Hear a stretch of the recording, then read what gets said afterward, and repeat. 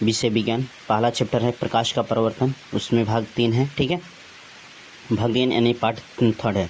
यानी कि जो आप लोग अभी फर्स्ट वीडियो देख रहे हैं वो पहले वीडियो आप लोग देख लेंगे। पिछले 2 वीडियो बनाए हैं उसको पहले आप लोग देख लीजिए, उसके बाद समझ में आएगा। ठीक है, तो हम बात करते हैं प्रभाषक माध्यम का, यानी कि जिस माध्यम से होकर प्रकाश का केवल आंशिक भाग ही आर पार गमन करता है उसे प्रभाषक माध्यम कहते हैं। जैसे घिसा हुआ कांच, तेल लगा हुआ कागज, गंदा जल आदि। ठीक है, अरे बाबू अगर कहने का मतलब ये है कि बाबू आंशिक का मतलब होता है थोड़ा थोड़ा, मतलब कि थोड़ा ही, यानी प्रकाश का थोड़ा ही भाग क्या करे उस पार चला जाए।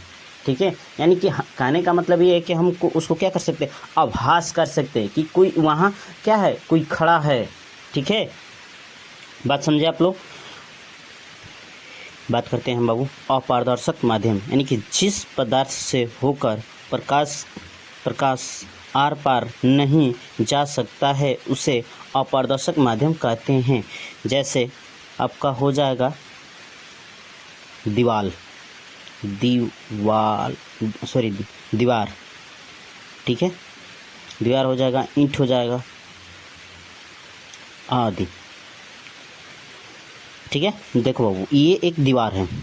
ठीक है, अगर हम प्रकाश इधर से डालते हैं बाबू, प्रकाश ये है हमारा प्रकाश, तो प्रकाश इस साइड से हम डाल रहे हैं बाबू, तो दूसरे साइड में नहीं जाएगा, यानी कि यहाँ क्या होगा, रिफ्लेक्शन हो जाएगा। यानी कि यहाँ से प्रकाश डालेंगे ऐसे तो ये इधर ही रह जाएगा, इधर प्रकाश नहीं आएगा, प्रकाश दूसरे तरफ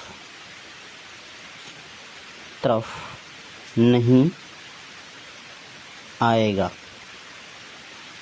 ठीक है, उसे हम लोग क्या बोलते हैं बाबू, अपारदर्शक माध्यम बोलेंगे। ठीक है, बात समझे। प्रकाश किरण पुंज किसी समान माध्यम में एक बिंदु से दूसरे बिंदु तक प्रकाश जिस रेखीय मार्ग से होकर गमन करता है उसे प्रकाश किरण कहते हैं। यानी समान का मतलब बाबू इसमें एक देख रहे हैं कि आप लोग समान माध्यम, यानी समान माध्यम का मतलब है कि बाबू बिल्कुल समान दिखाई दे। ठीक है, और एक होता है विषमांग का मतलब होता है गंदा, यानी कि गंदा होता है। ठीक है, उसका हिंदी हो जाएगा गंदा। यानी कि आप लोग क्लास 9th में पढ़ चुके हैं विषमांगी मिश्रण और समांगी मिश्रण। ठीक है, तो वही चीज़ है।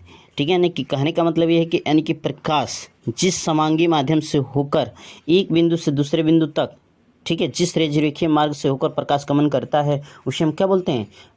ठीक है, उसे हम बोलते हैं प्रकाश किरण। ठीक है, प्रकाश पुंज, प्रकाश किरणों के समूह को प्रकाश पुंज कहते हैं। प्रकाश पुंज 3 प्रकार के होते हैं। पहला अभिसारी प्रकाश पुंज, दूसरा होता है अपसारी प्रकाश पुंज, तीसरा होता है समांतर प्रकाश पुंज। ठीक है, तो पहला हेडिंग होता है बाबू, पहला, ठीक है, यानी कि अभिसारी प्रकाश पुंज, अभिसारी प्रकाश पुंज। ठीक है, अभिसारी प्रकाश पुंज। ठीक है, अभिसारी का मतलब समझिए पहले। अभिसारी का मतलब होता है बाबू कलेक्ट करना, यानी कि इकट्ठा करना, यानी कि एक ही बिंदु पर मिलना। देखिए ये सभी किरणें जो है ना, यानी प्रकाश किरणें वो मिल रही हैं। ठीक है, यानी एक ही बिंदु पर क्या मिल रही हैं। ठीक है, तो एक ही बिंदु पर क्या मिल रही हैं, यानी कि अभिसारी प्रकाश पुंज। ठीक है, यानी कि सभी प्रकाश किरण एक ही बिंदु पर मिलती है उसे ही प्रकाश पुंज कहते हैं। ठीक है, बात समझे आप लोग। यानी कहने का मतलब ये है कि बाबू इसका आप अपनी भाषा में भी बोल सकते हैं। ठीक है, यानी कि कहने का मतलब ये है कि आप अपनी भाषा में कह सकते हैं कि सभी प्रकाश किरण एक ही बिंदु पर मिलती हैं उसे ही हम क्या बोलते हैं, अभिसारी प्रकाश पुंज कहते हैं। ठीक है, देख रहे हैं बाबू कि हमारा क्या है कि सभी किरणें एक ही बिंदु पर मिल रही हैं। ठीक है, तो चैनल को सब्सक्राइब और लाइक करें। ठीक है।